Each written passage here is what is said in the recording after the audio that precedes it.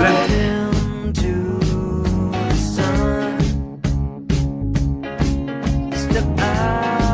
Me llamo Carlos Sotopaiva, soy médico sexólogo, me considero un hombre de teatro.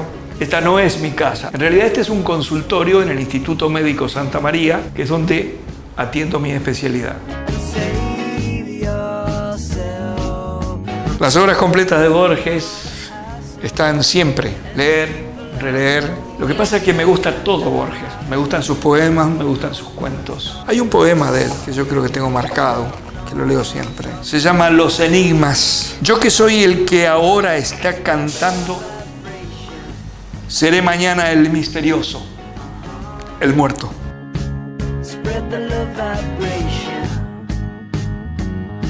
Leo ebook en mi casa, pero del libro me gusta el papel, me gusta el olor.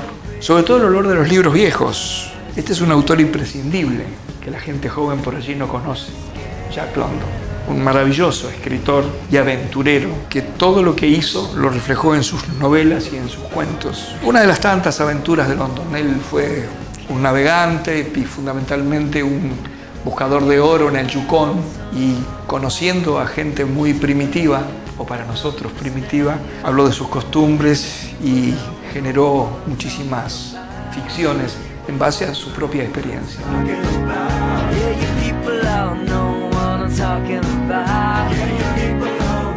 Los géneros me gustan todos. Y en la adolescencia ya empiezan a haber una elección de géneros. Empecé ya a diferenciar lo que era la novela del cuento y empecé a diferenciar que la poesía era una cosa totalmente distinta y, por supuesto, ya me conecté con el teatro. Es un libro escrito junto con Omar Tiberti.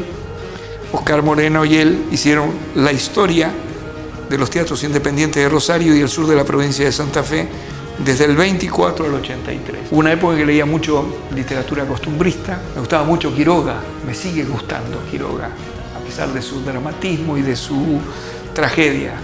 No solamente una tragedia de vida, sino también la tragedia que manifiesta en todos sus cuentos. La gallina degollada ha sido una obra fantástica, traducida a todos los idiomas y hecha por los más grandes dibujantes. Me gustan los cuentos de ciencia ficción, me gustan los cuentos de terror, me apasiona Poe, no solamente los cuentos y las novelas de Poe, sino también su poesía. Me marcaron cuentos famosos: El gato negro, El barril de amontillado, Enterrado vivo. Me gusta Lovecraft, que tiene otro tipo de terror, de tipo cósmico, donde ha generado toda una mitología de seres antiguos, figuras fuera de toda descripción, que estarían esperando el momento oportuno como para hacerse cargo nuevamente de un reinado de horror para vencer a los humanos. Las colecciones de cuentos argentinos me gustan mucho. Esta editorial sacó muchas antologías de cuentos. Y acá hay un cuento que es breve. Este se llama 40 cuentos breves argentinos. Es de Fernando Sánchez Orondo. Se llama El longevo. Así esperaba él la muerte. Impersonal. Oscuramente. Del mismo modo que había vivido hasta entonces. Pero la muerte, como la vida, no le llegaba nunca.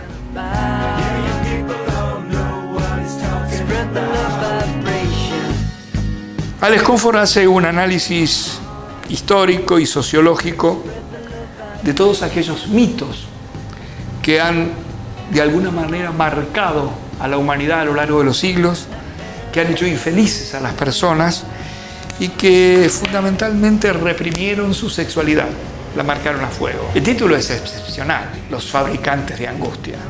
Y realmente cuando uno lo lee se da cuenta hasta qué punto cada uno de estos temas ha sido un motivador de la angustia en las personas, cosa que yo veo habitualmente en el consultorio. Por ejemplo, me interesa uno: grandeza y caída del autoerotismo. En sexología le llamamos autoerotismo a lo que la gente habitualmente le llama masturbación. Masturbación viene de manus stuprare, que en latín significa algo así como cometer estupro con la mano. Para darse autoplacer no es necesaria la mano. Hay infinidad de modalidades, tantas como las que describió Jill Haidt, una socióloga norteamericana, que a través de una excepcional encuesta que se llama el Informe Haidt, descubrió que, por lo menos en el ámbito en que ella lo hizo, las mujeres confesaban 36 formas de autogratificación. y cada una, no, 6 maneras, y cada una de ellas con 6 modalidades. Quiere decir que 6 por 6 son 36. Ella descubrió que había 36 maneras, mientras que los muchachos somos muy pobrecitos en eso. Creo que tenemos 1 o 2 variantes y nada más. El emperador Heliogábalo ofreció un premio, que según tengo entendido nadie reclamó, a cualquiera que pudiese inventar un nuevo vicio. La masturbación la inventó, entre comillas, un clérigo anónimo convertido en matasanos que en 1710 publicó una obra que se titulaba Onania, o el atroz pecado de la autopolución. Claro, en realidad él no la inventó como práctica, porque la práctica es bastante generalizada entre los mamíferos, incluidos aquellos que carecen de manos. Tampoco inventó el vicio. Un libro de penitencia irlandés que pertenece aproximadamente al año 575 imponía 2 años de contrición a los monjes que la practicaban. Lo que sí inventó este autor de Onania, el atroz pecado de la autopolución, fue un espantabobos, y su libro inauguró uno de los capítulos más extravagantes y bochornosos de la historia médico-sexual. Esto es de permanente consulta. Él escribió La conducta sexual del hombre y La conducta sexual de la mujer. Los dos constituyen el informe 15, que es estudiar las cosas que pasan a nuestro alrededor, las cosas que nadie comenta, que nadie dice. A nosotros sí, a nosotros nos la dicen en los consultorios. A Kinsey, como se dedicó a investigar lo que nadie investigaba, lo desprestigiaron diciendo después de él infinidad de cosas que desgraciadamente están en la película. Y bueno, hay diccionarios de conocimiento sexual, por supuesto. De Freud está la obra completa, pero lo que uno siempre lee es la psicopatología de la vida cotidiana, porque son las cosas que nos ocurren todos los días, los actos fallidos, las cosas que aparentemente nos equivocamos, pero que tienen un trasfondo en el inconsciente. Este fue mi maestro, el doctor Héctor Francisco Segú. Él fue mi maestro. Él me enseñó todo lo relacionado a la técnica de las entrevistas de pareja. Él era ginecólogo, psicoanalista y además batero. Cuando una vez lo invitaron a la asociación médica acá, se presentó primero haciendo un solo de batería. Todo el mundo esperaba una conferencia científica y él primero hizo un solo de batería. Después habló de lo que lo habían llamado. En primer lugar, no es literatura, es un bestseller. 50 sombras no aporta nada. Al contrario, lean de verdad literatura erótica. O si quieren, lean literatura pornográfica, pero bien escrita. Aventuras de una pulga, de autor anónimo, o por lo menos no me acuerdo. Grushenska, un libro ruso, pornográfico. O Dos noches de lujuria, que es de un famoso autor francés, que es un libro excepcionalmente bien escrito, pero que él lo hizo bajo cuerda porque necesitaba comer en esos momentos. Un gran novelista francés. Por algo que nosotros en nuestra jerga llamamos analfabetismo sexual.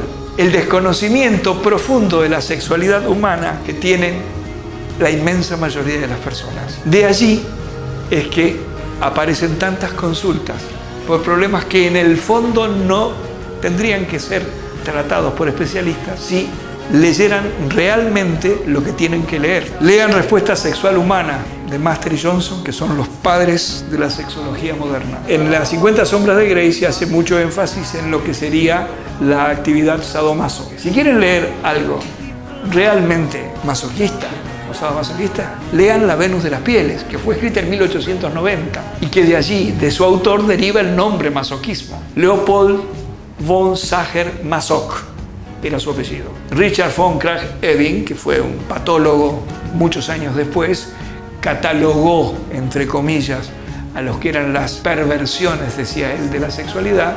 Le puso masoquismo a precisamente esta característica en la cual alguien necesita sufrir o ser humillado para disfrutar del placer sexual. Así como le puso sadismo a quien necesita del dolor físico, psíquico o mental para disfrutar del sexo, inspirándose en el Marqués de Sade. Que la gente no lee a Sade porque cree que es una porquería, y hay que leer a Sade previamente haber leído ensayos sobre Sade y conocer su biografía. La filosofía en el tocador, los 120 días de Sodoma. Hay veces que presto mis libros a los pacientes. Tengo un montón de libros vinculados a la educación sexual y vinculados a trastornos de pareja que le digo, hasta que nos volvamos a ver, vayan leyéndolo de a poco. Léanlo juntos léanlo en pareja. Y después presto muchos volúmenes de una colección que salió hace muchos años, que era dirigida por López Ibor, una edición española de educación sexual. Entonces, como abarcan la mayor cantidad de temas de educación sexual que yo he tratado en los cursos, que hablaba en la facultad con mis alumnos, entonces de pronto me parece que en función de cuál es el motivo de consulta, a veces más allá de la entrevista es bueno reforzar con que lo vayan leyendo de a poquito y que me traigan sus dudas anotadas y que las volvamos a recharlar.